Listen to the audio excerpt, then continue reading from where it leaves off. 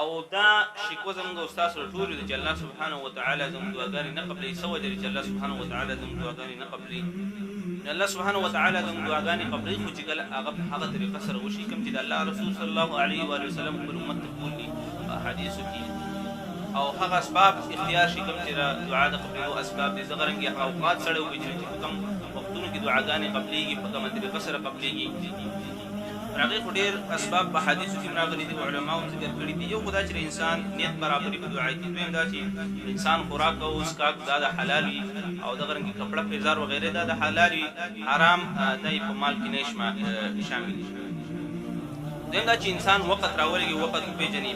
یو وخت دا کولی چې په مابین د اذان او د اقامت کې دعا الله سبحانه وتعالی نه رد کوي، په دې کې الله سبحانه وتعالی دعا قبلوي.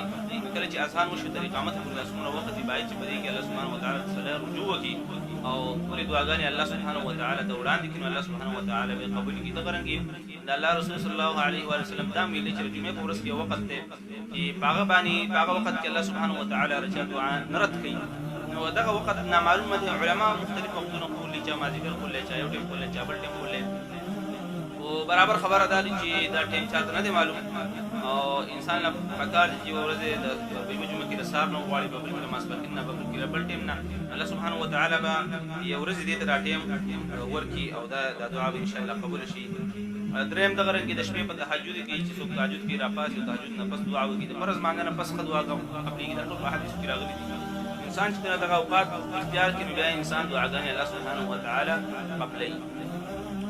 دا رنګې سړی را دعا نه مخکې درود شریف وایي او دغه رنګې خپل عاجزي الله ته وړاندې کړي چې الله زه ستا مخې ته هېڅ هم نه یم، ته یو ډېر لوی ذات یې، موږ ستا بندګان یو، موږ ستا غلامان یو، او ای الله د دې باوجود چې ستا په موږ باندې ډېر لوی لوی نعمتونه یې کړي دي، ستا لوی لوی نعمتونه دي، خو موږ هغې شکر نه دی ادا کړی، او د دې نعمتونو باوجود موږ الله سبحانه وتعالی ته ګناهګار یو، ګناهونه هم ډېر زیات کړي.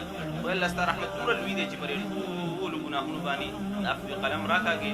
نو الله سبحانه وتعالی ستا په خزانه کې او ستا په بادشاهي کې څه کمی نه راځي، او ډېر په عاجزۍ سره دعا وغواړي، الله سبحانه وتعالی د انسان دعا قبلوي.